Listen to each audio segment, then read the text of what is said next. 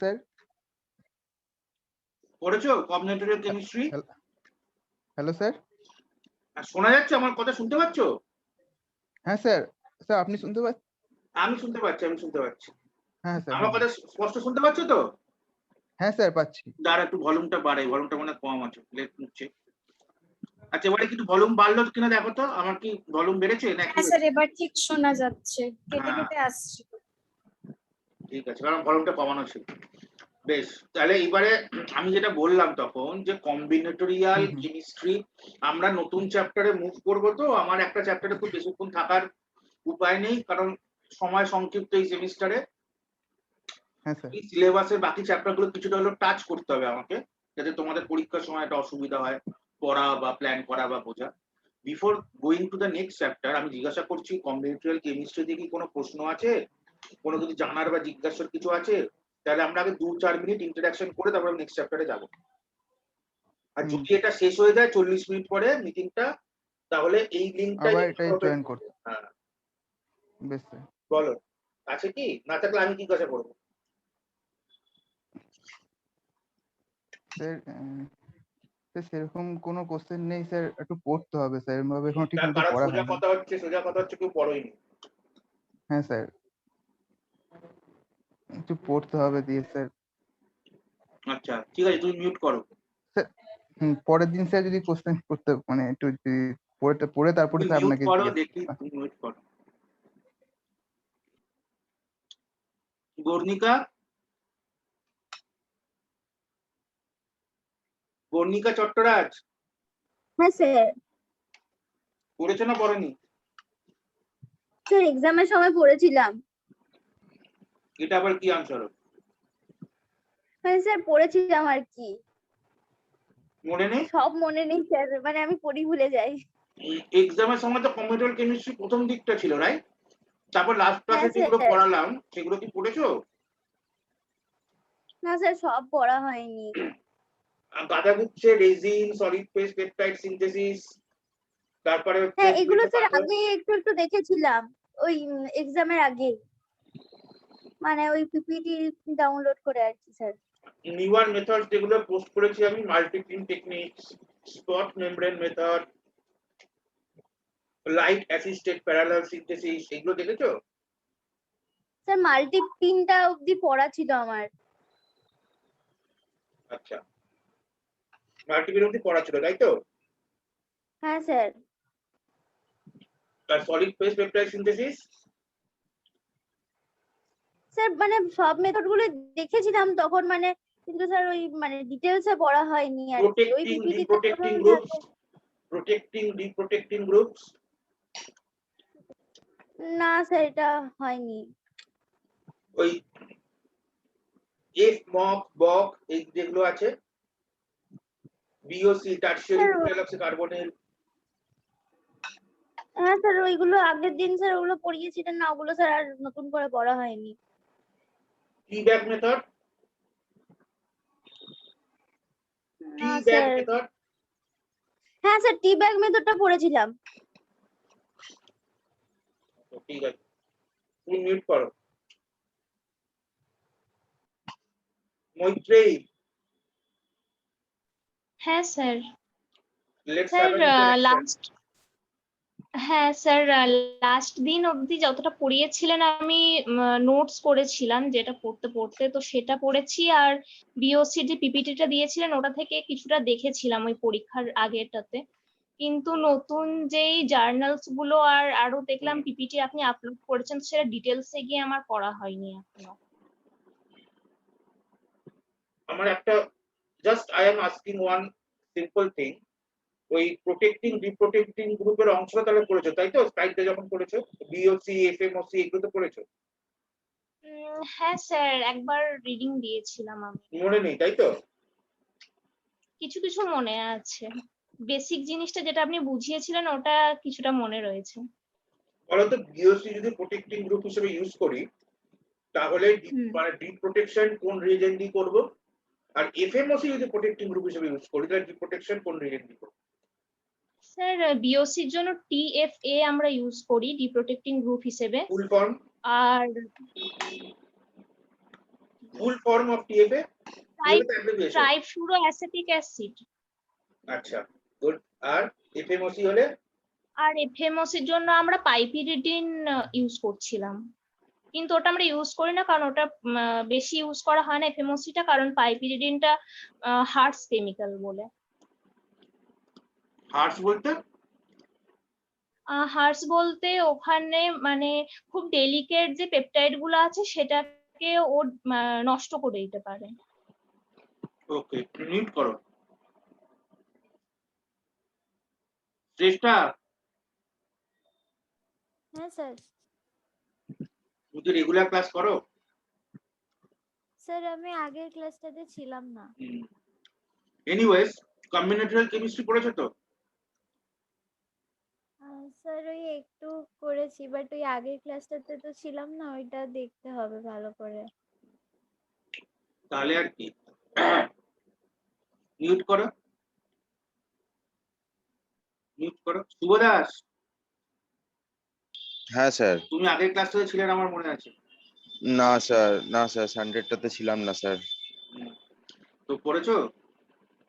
না স্যার, ওগুলো দেখা হয়নি স্যার। তার আগের পর্ট পর্যন্ত আমি স্যার মোটামুটি পড়েছি, ওই টি ব্যাগ মেথড, তারপরে ওই স্প্লিট নিট যে স্টেপ গুলো যেগুলো হচ্ছিল। স্প্লিটের পর কি বললে? স্যার নিটিং স্যার, যেটা হচ্ছে সেকেন্ড স্টেপের মধ্যে, যেটা হচ্ছে স্প্লিট এন্ড পুলের টেকনিকের মধ্যে স্যার। আচ্ছা আচ্ছা হ্যাঁ স্যার। আচ্ছা। আমার ওই নোট থেকে ওইগুলো স্যার পড়ছো দেখেছি। না কোনো আলাদা বই বা কিছু? না স্যার, না না স্যার, আপনার নোট থেকে, আপনি ক্লাসে হ্যাঁ, যেগুলো বলেছিলেন বই সেগুলো পড়তে গেলে নোট করেছি। সমস্যা আর বাড়বে। এমনি হ্যাঁ স্যার। বই পড়তে গেলে সমস্যা কিছুই পারবে না, মানে এটা শুনতে খারাপ লাগে যে আমি বই পড়লে সমস্যা, কিন্তু বই যে ধরনের আমাদের এখনো ছাত্রদের লেভেলের উপযোগী কম্বিনেটরিয়াল কেমিস্ট্রি বই খুব একটা নেই, সমস্ত হচ্ছে রিসার্চারদের জন্য লেখা। এবার সেটা তুমি একটা বিগিনার্স লেভেল থেকে যদি করতে যাও, লাভ খুব একটা কিছু হবে না। তুমি যেটা করতে পারো, আমার নোটগুলো যদি ভালো করে স্টাডি করে নাও, তারপরে যদি বই পড়ো হয়তো তোমার কিছু লাভ হবে, তারপরে তুমি বই পড়তে পারো ডেফিনেটলি। Okay sir. আচ্ছা, মিউট করো। Okay sir. টুইঙ্কল, হ্যাঁ স্যার। বলো তো নরমাল সিনথেসিসের সাথে কম্বিনেটরিয়াল সিনথেসিসের কি ডিফারেন্স, মানে কি অ্যাডভান্টেজ আর কি স্যার পড়া ডিসঅ্যাডভান্টেজ? হয়নি, স্যার পড়া হয়নি। পরীক্ষা দাওনি? এটা তো ফার্স্ট চ্যাপ্টার, এটা তো ফার্স্ট দিকের কোশ্চেন। স্যার মনে নেই, ওই যখন পড়ি একটু একটু করে পড়ে দেখে মনে করে নিই, পরে মনে থাকে না। Just a minute.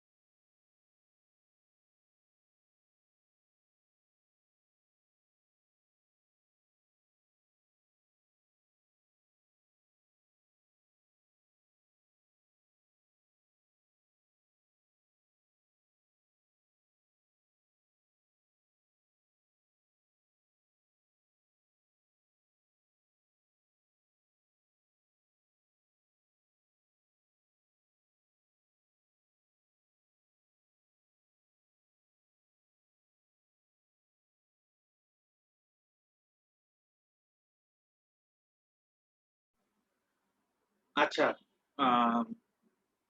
তো ঠিক আছে। সুস্মিতা, হ্যাঁ স্যার। নরমাল সিনথেসিস আর কম্বিনেটরিয়াল সিনথেসিসের কি ডিফারেন্স, কি অ্যাডভান্টেজ কি ডিসঅ্যাডভান্টেজ?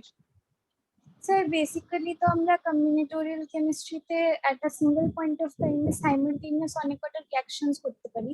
আর সব থেকে বড় অ্যাডভান্টেজ এটাই হচ্ছে আমাদের টাইম বাঁচছে, আমাদের র মেটেরিয়ালস আর টাকা দুটোই বাঁচছে। কয়েকটা এটাই মেথডের আমার- স্পেসিফিক কম্বিনেটরিয়াল সিনথেসিসে ইউজ হয়, কয়েকটা মেথডের নাম বলো। মানে স্যার ওই স্প্লিট পুল প্যারালাল হ্যাঁ কম্বিনেটোরিয়াল কেমিস্ট্রিতে ইউজ হয়, মানে they are the methods of combinatorial synthesis. Name a few methods like this, 2-3 methods or 4 methods. Sir মানে ক্লাসিফিকেশনটা বলবো। Yeah, exactly. স্যার তো আমার স্প্লিট এন্ড পুল আছে, তারপরে আমার প্যারালাল সিনথেসিস, প্যারালালের আন্ডারে সলিড ফেজ আর সলিউশন ফেজ। সলিড ফেজে মাল্টিপিন, লেজার অ্যাসিস্টেড আর raisin support, আর একটা কিছু ছিল স্পট membrane synthesis. হ্যাঁ ওটা। আর Multi-pin একটা method কি ছিল। ব্যাগ হ্যাঁ Multi-pin method. সলিড পিন মাল্টিপিন ওটা আর বললাম। আর আর টি solution phase. স্যার সলিউশন ফেজটাতে টি ব্যাগটা ছিল কি ওটা আমার মনে হ্যাঁ নেই। solution, আমি বলেছিলাম T-bag is an hybrid of both solid phase and solution phase. হ্যাঁ ওটাকে বেসিক্যালি সলিউশন ফেজেই বেশি বলা যায়, কারণ মিডিয়ামটা সলিউশন। ঠিক আছে, যদিও সলিড ফেজ কেন, কারণ সলিড ফেজে ওখানে বেসিক রেজিনের অ্যাঙ্কারিংটা থাকে। বেসিক যে রেজিনের অ্যাঙ্কারিং সেটা থাকেই, তাই জন্য তুমি কিছুটা সলিড ফেজ বলতে পারো, but basically it comes under solution phase, কারণ মিডিয়ামটা এন্টায়ারলি সলিড। সলিড টি ব্যাগের মধ্যে সলিউশন মিডিয়াম নিয়ে, মানে লিকুইড মিডিয়াম নিয়ে, যেভাবে আমরা বিকারে করি বা আরবিএফ এ করি সেই রকম নিয়ে ওখানে রিঅ্যাকশনটা করা। তফাৎ কি, 1000টা টি ব্যাগ তুমি 10খানা টি ব্যাগ একসঙ্গে নিতে পারো, নিয়ে 10খানা টি ব্যাগে একসঙ্গে প্যারালাল রিঅ্যাকশন চালাতে পারো। এবং যখন তুমি ডিপ্রোটেকশন করছো তখন কোনো একটা কমন রিএজেন্ট যার মধ্যে ডিপ্রোটেক্টিং রিএজেন্টটা ডিসলভ হয় তার মধ্যে দিয়ে তুমি 10খানা টি ব্যাগ ওখানে চুবিয়ে দিতে পারো। এই 10খানা টি ব্যাগ ওখানে চুবিয়ে দেবে, ডিপ্রোটেক্টিং রিএজেন্টটা 10খানা টি ব্যাগে ঢুকে যাবে, because T bag is semi permeable membrane. So through solution the small molecules can enter or exit. The macromolecules cannot enter or exit, but the small molecules can enter and exit. তো 10খানা টি bag চুবিয়ে দিলাম, ডিপ্রোটেক্টিং reagent ঢুকে গেল, ডিপ্রোটেক্ট করে দিল হলো। আবার আমি ওই সলিউশনটা, মানে এবার আমি ওই মেইন রিএজেন্ট যার মধ্যে ডিপ্রোটেক্টিং রিএজেন্ট ছিল ওইটাকে সরিয়ে দিলাম, দিয়ে এবার ওই 10খানা টি ব্যাগকে কোনো একটা বাফার বা কিছু দিয়ে ওয়াশ মারলাম, তাহলে 10খানা টি ব্যাগের মধ্যে যে আনরিঅ্যাক্টেড মিডিয়াম ছিল সেটা বেরিয়ে চলে গেল। এবার আবার ফ্রেশ মিডিয়াম 10টাতে দিলাম, দিয়ে আবার সিনথেসিস করলাম। এই হচ্ছে তোমার টি ব্যাগ সিনথেসিস। ঠিক আছে, ওকে ফাইন। সো যারা পড়নি একটু দেখে নাও, ঘাঁটতে থাকো নোটস গুলো, কম্বিনেশন কেমিস্ট্রি একটু টাফ, ঠিক আছে, ঘাঁটতে থাকো। So now we'll move to the next chapter, that is prodrug design or prodrugs. A prodrug design বা prodrug, we don't have much time to deal all these. আমি হয়তো গোটা আজকে একটা ক্লাস আর তারপরে তো একটা ক্লাস, দুটো ক্লাসের মধ্যে তুমি শেষ করতে হবে। prodrug অন্যান্য বার আমি গোটা 3 ক্লাস এরকম করি, গোটা 3 এবারে গোটা 2 বা 1.5 হয়তো আমি আজকে নেব, আর সামনের দিন হয়তো কিছুটা নেব, নিয়ে আবার অন্য চ্যাপ্টারে ঢুকে যাবো। মানে আমাকে 1.5 বা 2খানা ক্লাসের মধ্যে প্রোডাক্টটাকে শেষ করতে হবে। তো আজকের ক্লাস হিসেবে আমি এটা বলি, আমি নোটপত্র সবই দিয়ে দেবো, প্রোডাক্ট ডিজাইন আমার কাছে অনেক নোট আছে, তো দিয়ে দেবো। তো এখন ব্যাপার হচ্ছে যে প্রোডাক্ট ডিজাইন, গ্রাহাম প্যাট্রিকের একটা বই আছে, অনেক বই আছে, গ্রাহাম প্যাট্রিকের বইটা তো খুব সুন্দর আছে। I don't know if you have the Graham Patrick's book or not, I will try to, আমার কাছে আছে বোধহয় গ্রাহাম প্যাট্রিকের সফট কপি, আমি দিয়ে দেওয়ার চেষ্টা করবো। গ্রাহাম প্যাট্রিকের যে ড্রাগ ডিজাইনের বইটা আছে আমাদের লাইব্রেরিতে আছে, গ্রিন মলাটের বই, ঠিক আছে, প্যাট্রিকের, ওইখানে প্রোডাক্ট ডিজাইনটা খুব সুন্দর আছে, ঠিক আছে, বা Berger medicinal chemistry volume 1, product design খুব সুন্দর আছে। কিন্তু অত ভলিউমনাস ব্যাপারটা তুমি প্রথমে হয়তো পড়তে অসুবিধা হতে পারে। তো আমার নোট সেম ফর্মুলা, আমার নোট থেকে আগে প্রিসাইজলি ব্যাপারটা জেনে নেবে, এবং সব তোমার লাগবে না। স্পেশালি আমি যদি পরীক্ষার কথা চিন্তা করি, আমাদের তো একটা বিশাল ব্যাপার হচ্ছে স্কোর করা জানার সাথে সাথে, তো এমন জানতে গেলাম যে স্কোরের ব্যাপারটা সাইড হয়ে গেল, মানে সব জানতে গিয়ে ঘেটে গেল, সেটা তো ঠিক নয়। তো আমার নোট থেকে প্রিসাইজলি আগে জিনিসগুলো দেখে নেবে। তারপর আমি try to post the Graham Patrick book if I have, আমি এই সপ্তাহে পোস্ট করার চেষ্টা করবো, ওই বইটা তারপরে দেখতে পাবো, জাস্ট গল্পের মতন করে। আচ্ছা, প্রোডাক্ট ডিজাইন, এবার ব্যাপার হচ্ছে product design, the concept is simple, কিন্তু এখানে একটু যেটা ড্রাগ ডিজাইনের সঙ্গে কেন সম্পর্কিত, কারণ প্রোডাক্ট ডিজাইনের পিছনে কিউএসআর বা বায়োস্ট্যাট বা ডকিং বা প্রোটিন লাইগ্যান্ড ডাইনামিক্স এরকম কিছু নেই, তবু একটা বেসিক কেমিস্ট্রি গল্প আছে, যে কেমিস্ট্রি গল্পটা দিয়ে আমার প্রোডাক্ট ডিজাইন করা হয়। তো আমাকে সেই কেমিস্ট্রি গল্পটা বুঝতে হবে, কি লাগে প্রোডাক্ট ডিজাইনে, তোমার এই কেমিস্ট্রিটা বুঝতে হবে। হোয়াট ইজ প্রোড্রাগ, প্রথম কথা বুঝতে হবে হোয়াট ইজ প্রোড্রাগ। তারপরে হচ্ছে যে প্রোড্রাগ করার অবজেক্টিভস কি কি, সেই প্রত্যেকটা অবজেক্টিভস এর পিছনে আমি প্রোডাক্ট যখন ডিজাইন করছি আমি কেমিস্ট্রি কনসেপ্ট কি করে অ্যাপ্লাই করছি। ওকে, দিয়ে প্রত্যেকটা কনসেপ্টের জন্য 3-4টে এক্সাম্পল নোট করে নেবে, নিজের খাতায় নোট করে নেবে যে 3-4টে এক্সাম্পল প্রত্যেকটা প্রোডাক্টের জন্য যেন তোমার কাছে থাকে। ওকে, অ্যাকচুয়ালি এখন এমসিকিউ টাইপের কোশ্চেন, তো এমসিকিউ কোশ্চেনে এরকম বলা খুব এরকম গ্যারান্টি দেওয়া ডিফিকাল্ট যে তুমি যে এক্সাম্পল গুলো নোট করবে পরীক্ষায় সেই এক্সাম্পল দিয়ে কোশ্চেন হবে। কারণ এখানে তো তোমাকে আগে যখন এই কোর্সটা ছিল, আজ থেকে 2 বছর আগে যখন লিখতে হতো খাতায়, তখন কি দিত, কনসেপচুয়াল কোশ্চেন হতো। What are the rationalities of product design, what are the main objectives for a product design for a toxic drug or metabolically sensitive drug, give some examples. তখন তুমি কনসেপচুয়ালি লিখে নিজের মতো করে এক্সাম্পল দিতে পারবে। কিন্তু এবারে এমসিকিউ নিশ্চয়ই তোমাকে দেবে না যে রাইট সাম এক্সাম্পল, বা সে তোমাকে ধরে দেবে, দিয়ে তোমাকে চুজ করতে হবে এবিসিডির মতো এত। তো সেইটা কিছুটা লাখ তোমার নোট থেকে মানে তুমি যেগুলো পড়েছো তার মধ্যে ওগুলো পড়বে কিনা সেটা that is a total lakh. এবারে কিছুটা কনসেপচুয়ালি তুমি হয়তো করে দিতে পারো, ডেফিনেটলি তোমার কনসেপ্টের কিছুটা জায়গা আছে কনসেপচুয়ালি অ্যান্সার করে দিতে পারো। বাকিটা একটু তোমার স্টাডির উপর ডিপেন্ড করে, তুমি যত ঘাঁটবে তত ব্যাপারটা পরিষ্কার হবে। একটু ঘাটার উপর ডিপেন্ড করছে, মানে প্র্যাকটিস। ঠিক আছে, তো এইরকম ভাবে নিজের নোটগুলো বানাবে। আমি তো দিয়ে দেবো সেখান থেকে নিজে এবার ক্রিম। গত বছরে বলেছিলাম, গত বছরে সবারই কোনো অসুবিধা হয়নি, আমি এবছরে আবার তোমাদের বলছি এইভাবে বানাবে, হোপফুলি অসুবিধা হবে না। ঠিক আছে, আচ্ছা এবার প্রোডাক্ট ডিজাইন আমি একদম কোর জায়গাতে চলে যাই। প্রথমে আমি শুরু করব হচ্ছে এই নোটটা দিয়ে। আচ্ছা, screen share, I have not done the screen share yet, right? Share screen. তো আমি একদম এন্টার স্ক্রিনটা দিয়ে শেয়ার করছি, তাহলে তোমার কোনো অসুবিধা হবে না। Now you can see my screen, right? আমার স্ক্রিন দেখতে পাচ্ছ, তাই তো? ইয়েস হ্যাঁ স্যার। স্যার। আচ্ছা, এই নোটটা প্রথমেই দেখে নাও, এই যে আমি দিচ্ছি international journal of pharmaceutical chemical biological sciences. এটা খুব সিম্পল ওয়েতে পুরো প্রোডাক্টটা বোঝানো আছে। What is a product, why we need this. ঠিক আছে, এইখানে প্রথমে আমাদের জানতে হবে হোয়াট ইজ আ প্রোডাক্ট। ঠিক আছে, হোয়াট ইজ আ প্রোডাক্ট।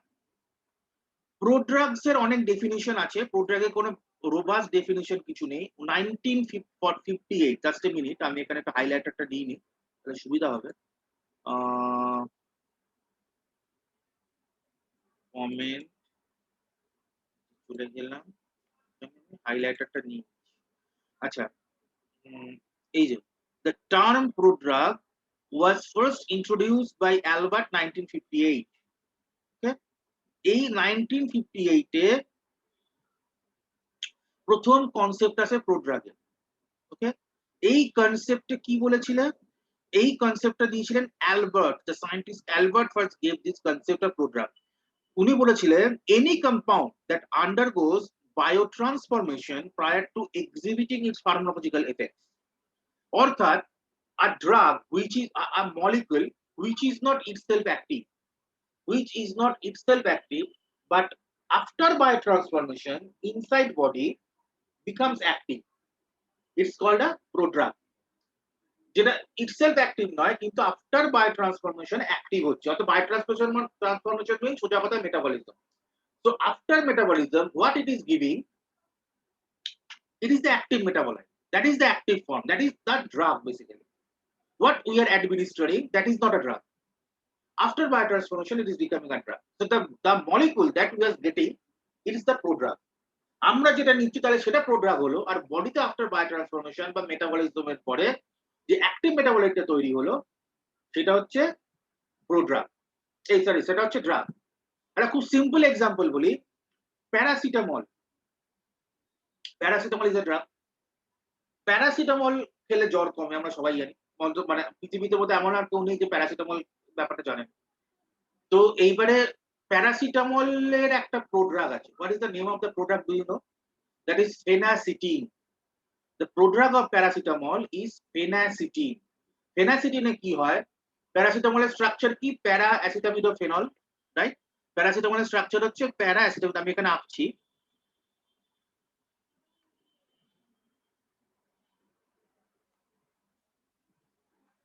এখানে ফেনল, এখানে অ্যাসিটামিডো, NH COCH3, প্যারা অ্যাসিটামিডোফেনল, রাইট? যখন ফেনাসিটিন হবে তখন দিস OH H চলে যাবে, এখানে চলে আসবে C6H5।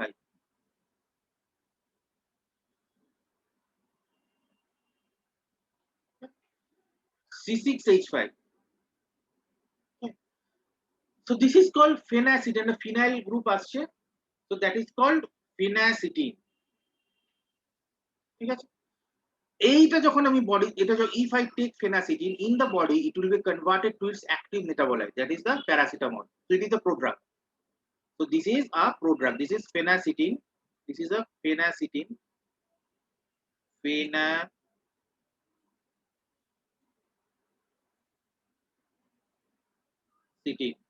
It will be converted to paracetamol.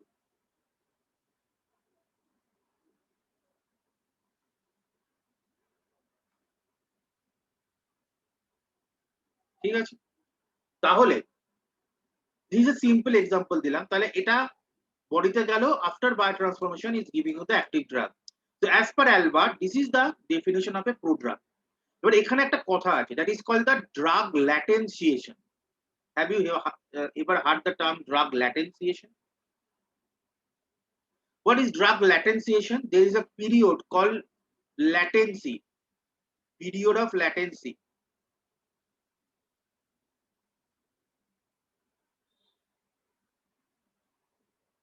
Period of latency. What is called period of latency?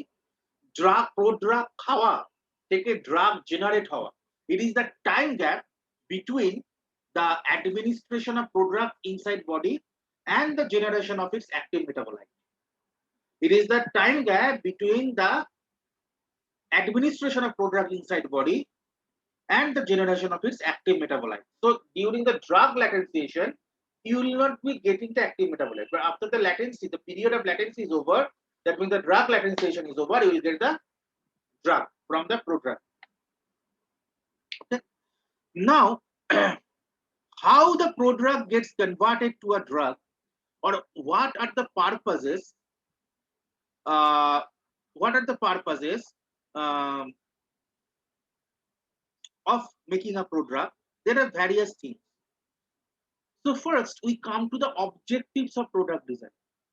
First, এই পেপারটা বিউটিফুল পেপার, এই একটা পেপার থেকে তুমি প্রচুর জিনিস এখান থেকে পেয়ে যাবে। তারপরে আমি আরো অনেক সাপোর্টিং লিটারেচার দেবো, আমি দেখিয়ে দেবো কোথা থেকে কি কি নিতে হবে। What are the objectives of product design? Basically objective গুলো কয়েকটা স্পেসিফিক ক্লাসে ভাঙা যায়। ফার্স্ট অফ হচ্ছে, আমি চোখ বুঝে আমি দু তিনটা, তুমি জাস্ট কনসেপচুয়ালি চিন্তা করো, চোখ বুঝে দু তিনখানা তুমি নিজেই করে নিতে পারবে। কি কি?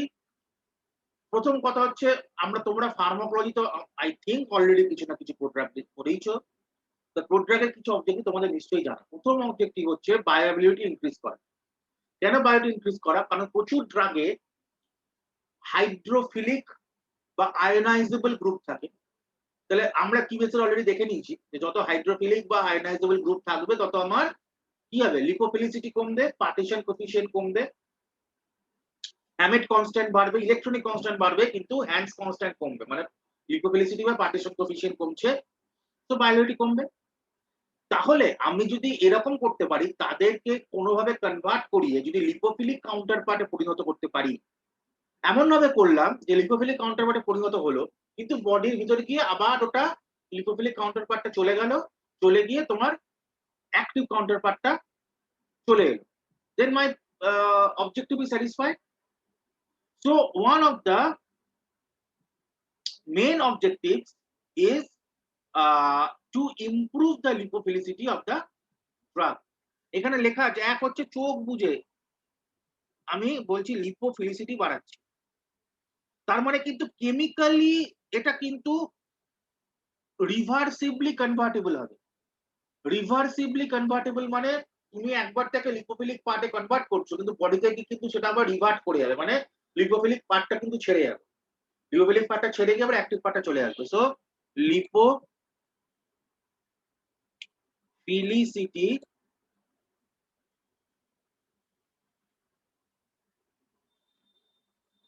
ইমপ্রুভ করছে।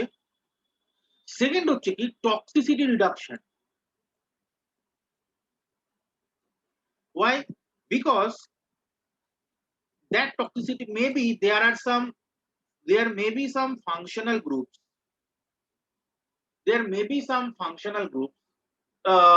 that are too ionizable, মানে অধিক ionizable যে functional group হয় সেই ড্রাগ কিন্তু সেলুলার ডিপোর্ট ফর্মেশন করবে, মানে it will not be absorbed easily to the cells and rather it will be accumulated in a particular position to form the cellular depot, and that will create toxicity. যেখানে macrophage attack হবে, antibodies attack হবে, all these things will come to play, neutrophils attack হবে, so it will cause some inflammation and other things, so it is a kind of toxic thing.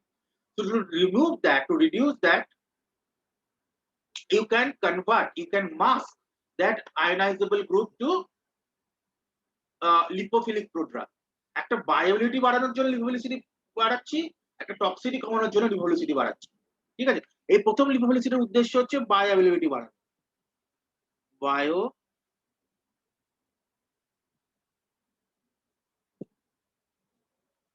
Availability বাড়ানো। এছাড়া আরো toxicity রিডাকশনের জায়গা হতে পারে, যেমন ধরো ড্রাগের আমরা কিউএসআর করতে গিয়ে দেখেছি যে একটা ড্রাগের মেন কাজ হচ্ছে অ্যাবজর্পশন হওয়া, ঠিক আছে, কিন্তু একটা ড্রাগ যখন আমরা রিসেপ্টর বাইন্ডিং এ আসবো, একটা ড্রাগ মাল্টিপল রিসেপ্টর বাইন্ড করতে পারে, তাহলে একটা ড্রাগ যদি মাল্টিপল রিসেপ্টর বাইন্ড করতে পারে তাহলে সেটা কোনো নন স্পেসিফিক অ্যাকশন দেখাবে, যেমন anti cancer drugs and all this things they get the non specific actions. তাহলে নন স্পেসিফিক অ্যাকশন কমিয়ে সাইট স্পেসিফিক করার জন্য আমি কি করতে পারি, তখন এমন কাজ করতে হয় যে ড্রাগটার মধ্যে কোনো লিঙ্কার বা অ্যাক্টামার বা ধরো মাইক্রো আরএনএ বা এরকম কিছু দিয়ে যদি, বা তুমি কোনো পার্টিকুলারলি অ্যান্টিবডি সিকোয়েন্স, মানে অ্যান্টিবডি অনেক বড় জিনিস, কিন্তু একটা পার্টিকুলার মানে অ্যান্টিবডিকে রেকগনাইজ করতে পারে এরকম কোনো সিকোয়েন্স, এগুলো আমরা ম্যাক্রোমলিকুলার প্রোডাক্টে আসবো। এরকম যদি কোনো গাইডিং টেমপ্লেট তার সঙ্গে দিয়ে দিতে পারো, তাহলে সে কি করবে, ওই সাইট স্পেসিফিক জোনে যাবে, জোনে যাওয়ার পর ওখানে বাইন্ড করবে, করার পর অটোমেটিক্যালি সেলে যে নিউক্লিয়াস আছে বা প্রোটিয়েজ আছে তারা ওই ম্যাক্রোমলিকুলার পার্টটা কেটে দেবে, তোমার ড্রাগটা ফ্রি হয়ে গেল। এতে কি হলো, এতে যে জিনিসটা হলো সেটা হচ্ছে your drug becomes much more site specific. Okay, this thing can be easily achieved by nowadays by aptamers or your microRNA sequencing, or particularly some antibody recognition sequence you can put, okay, or cell surface recognition sequence, and a cell surface যে protein ধরো কোন একটা sell surface যদি bind করাতে চাইছো, তাহলে sell সারফেসে দেখো পার্টিকুলার কোন এমন কোন সিকোয়েন্স আছে কিনা যেটা ওভার এক্সপ্রেস, মানে সেটা ওই সেলেই ওভার এক্সপ্রেসড হয়েছে, তাহলে তুমি বায়োইনফরমেটিক স্টাডি দিয়ে বার করে নিতে পারো, ঠিক আছে, বা লিটারেচার স্টাডি করে বার করে নিতে পারো। বাট তাই যদি হয় তাহলে সেই তার কমপ্লিমেন্টারি সিকোয়েন্স যদি তুমি কোনো নিউক্লিওটাইড বা পেপটাইড দিয়ে তাকে ট্যাগ করাতে পারো ড্রাগটাকে, তাহলে সেখানে চলে যাবে।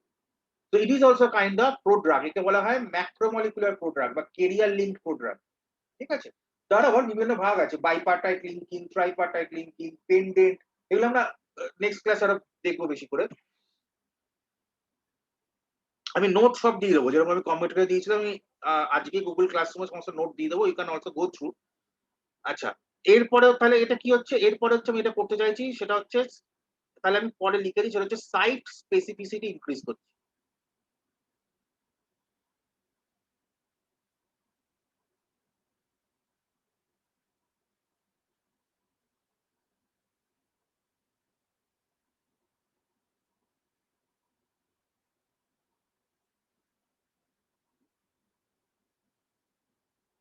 ঠিক আছে, আমি সাইট স্পেসিফিসিটি ইনক্রিজ করছি। আর এছাড়া তাহলে বায়োলিটি বাড়াচ্ছি, লিপোফিলিসিটি বাড়াচ্ছি, টক্সিসিটি কমাচ্ছি, সাইট স্পেসিফিসিটি বাড়াচ্ছি, আর কি করছি, এরপর একটা যেটা করবো সেটা হচ্ছে মেটাবলিক সেন্সিটিভিটি কমাচ্ছি। We are reducing metabolic sensitivity.